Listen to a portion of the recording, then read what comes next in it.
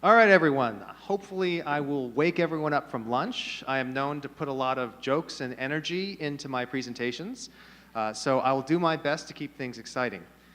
Today, I want to talk about something that a lot of folks in mainstream Silicon Valley tend not to talk about or to not want to talk about, which is the bias problem that exists in the venture ecosystem. And today's talk is about what we can do to overcome this bias. Now, you may be asking yourself, hey, why is this random Chinese guy speaking at the Latino Startup Alliance's conference? Well, I have a lot of personal reasons for doing this, actually. As it turns out, I am the husband of a Latina, and therefore I'm also the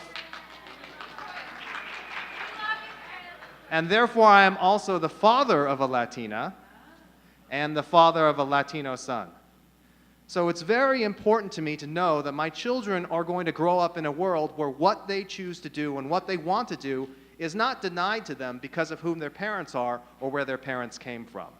So I want to tackle this topic today. Now, what I'm going to do is I'm actually going to explore some of the historical reasons for this bias and then talk about what are the different things that we can do.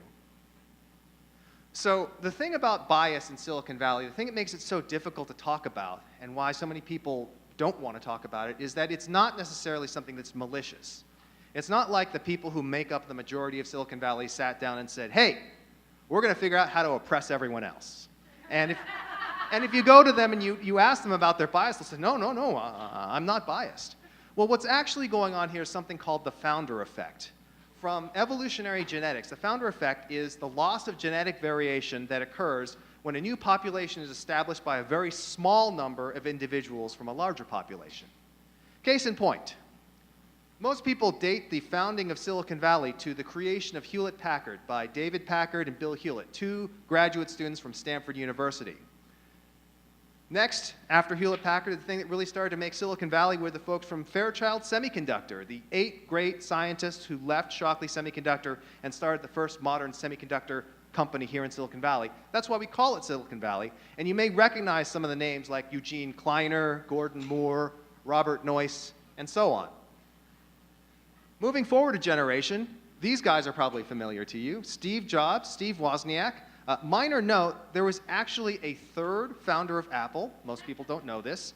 And he owned 10% of the company, and he sold it back to the Steves for $2,300. He claims to be a happy guy. He runs a stamp shop in Nevada today.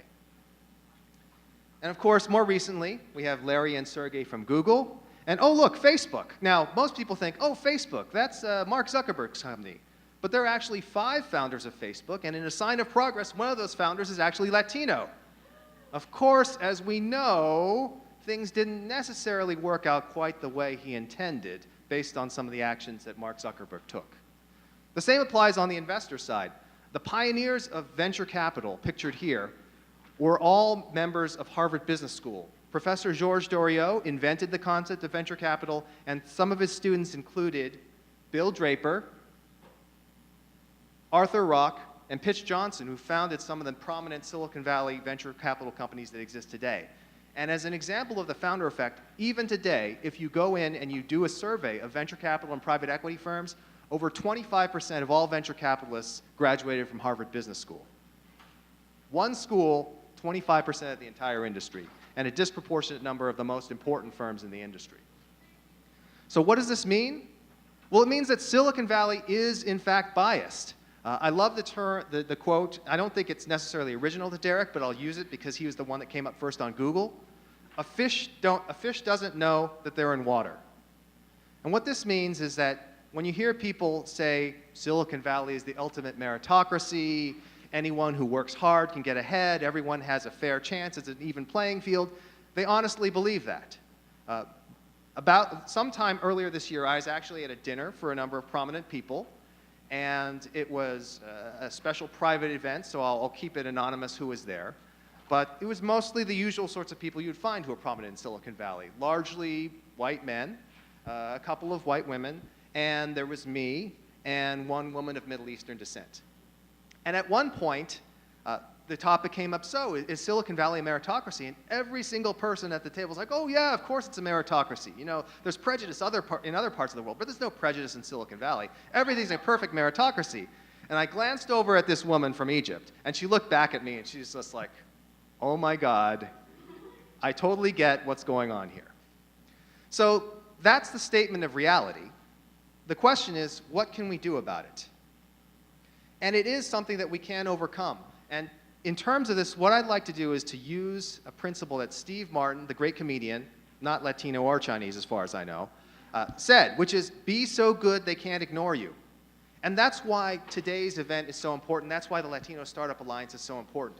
The key is really entrepreneurship. Entrepreneurship is the thing that kicks off the cycle, that kicks off the feedback loop that eventually leads to success. And entrepreneurship means not waiting until you're noticed, but making yourself the boss. Not waiting for someone else to recognize and overcome their own biases, but going ahead and delivering the results that speak for themselves. Now, overcoming bias is an interesting topic. I'm going to get a little historical again. Not many people these days remember the origins of the Chinese in the United States, and in particular California. In fact, most of the Chinese population originally came to California to work on the railroads as manual laborers. This was in the 19th century. And so many Chinese came over to work on the railroads because they worked for less money, they were willing to do things that were harder than the native-born people were willing to do, that eventually, in 1882, Congress passed an act that stated that no more Chinese could come to this country and that none of the Chinese immigrants could become US citizens. This may sound familiar to people. So how did we get from there to where we are today? Well, that's part of what people sometimes, let me back up. Let me tell you a story that I think is a good microcosm of how this worked. One of the companies that I helped start a number of years ago was started by the founders of NetIQ, which is a software company in Silicon Valley that ended up being very successful. Now, these three gentlemen were of my parents' generation. Like my father, they came over to the United States as immigrants for graduate school. And after graduate school, they stayed here and they worked for some of these big, prestigious institutions like Bell Labs. And in the 1990s, they decided they were tired of waiting around for someone to promote them, and they decided to start their own company. So here are three guys, brilliant PhDs, worked at Bell Labs, all these other places. VCs ought to line up to throw money at them, right? No, they went up and down Silicon Valley, went up and down Sand Hill Road, couldn't get a dime. They ended up raising a small amount of money from investors in Taiwan, whom they knew from before they immigrated. Now, the company they started in 1995, NetIQ, eventually went public in 1999 and was worth $3 billion, and it made them all extremely, extremely wealthy, along with those foresighted Taiwanese investors. Now, how does the story mean something?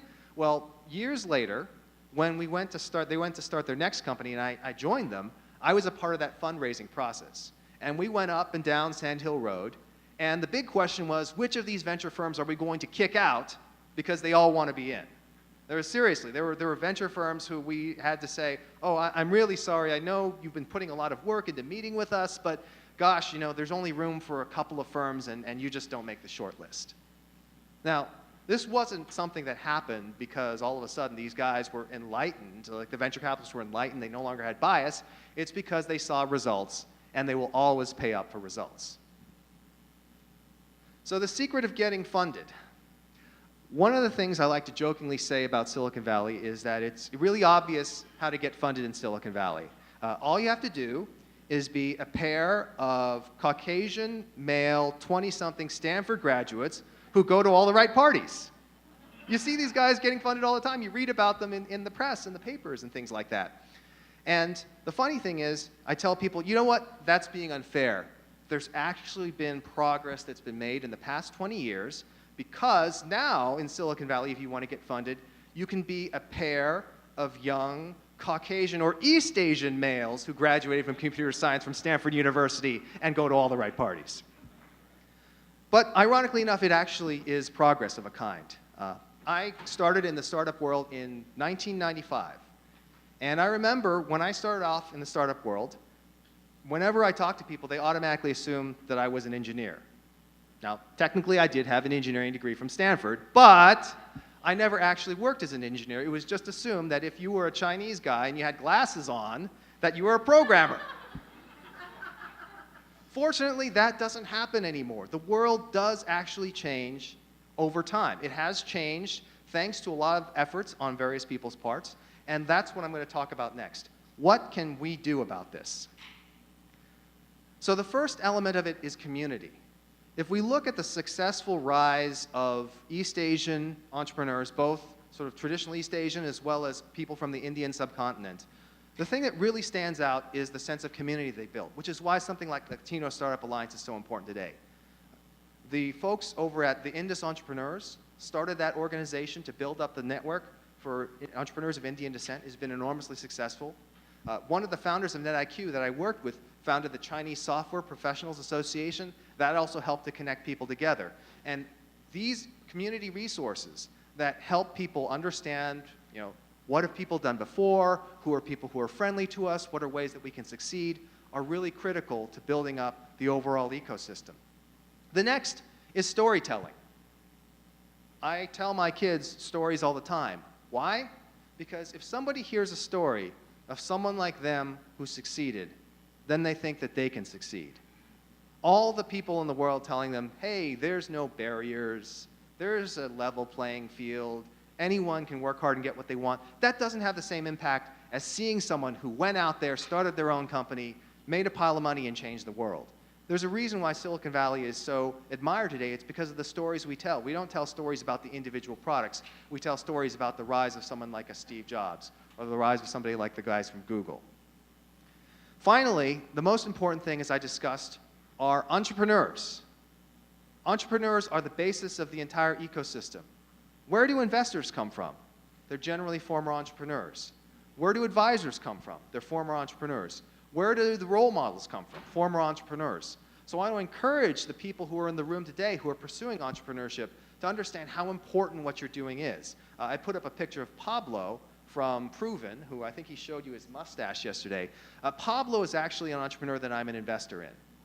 And I invested in him a couple of years ago, very proud to be an investor in him.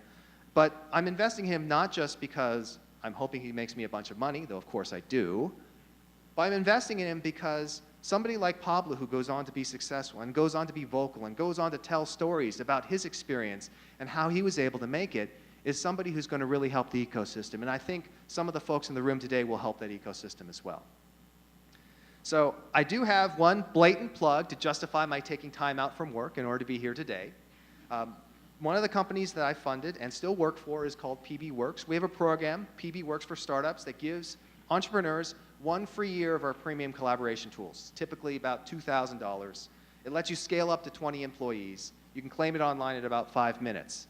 So any of you are welcome to take advantage of this. If you're entrepreneurs, more than happy to have you claim this, and of course, more than happy to talk with you and help you out.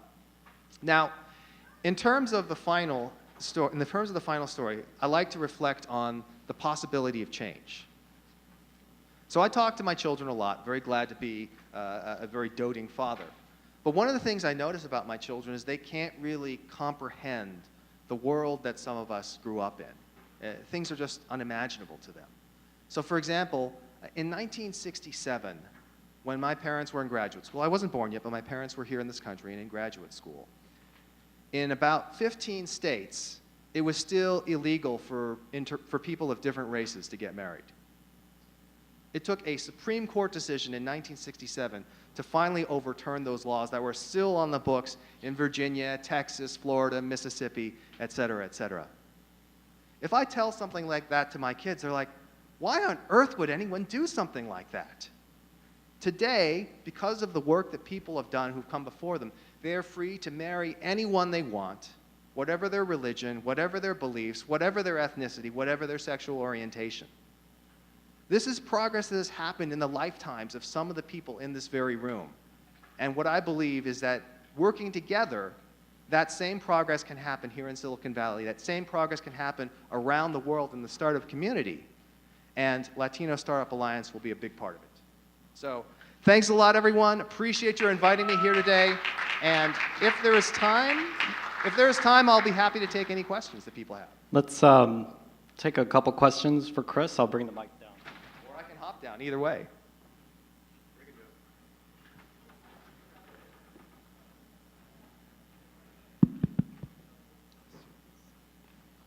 Questions, anybody?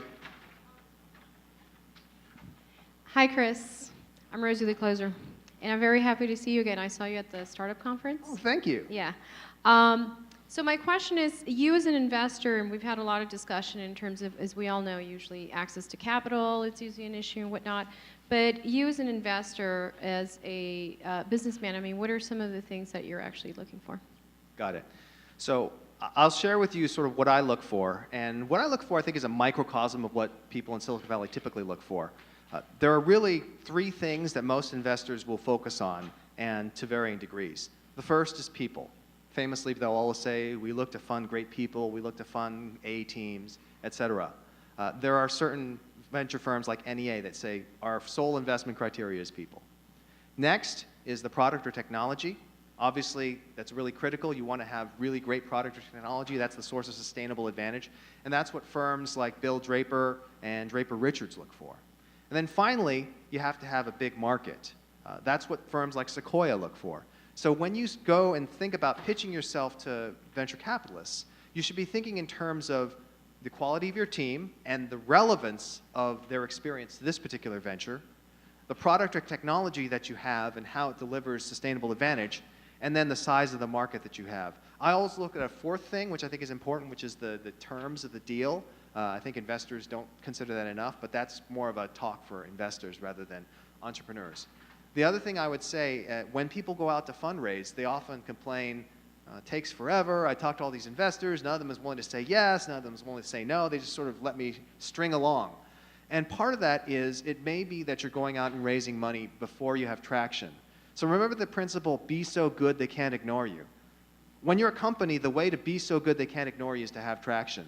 Snapchat is a product that a lot of people talk about. And I assure you, a year ago, if you went to a venture capitalist and you said, I have a great idea for a service, it's a mobile phone app, it allows me to take pictures and send them to people, the pictures disappear after a certain number of seconds, that way I can take pictures of my genitalia and send them to people. I don't think any of those venture capital investors would say, sounds great, this is worth $2 billion. Right? In fact, many venture capitalists freely admit to me, they don't even understand Snapchat. They're like, I don't get it. But they do understand that millions and millions of people are using it. So, excellent question. One more?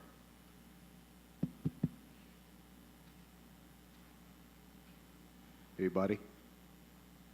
There's no need for other questions. I think we're running behind, so that's absolutely Okay. fine. Thank you, Chris. Thank you, everyone.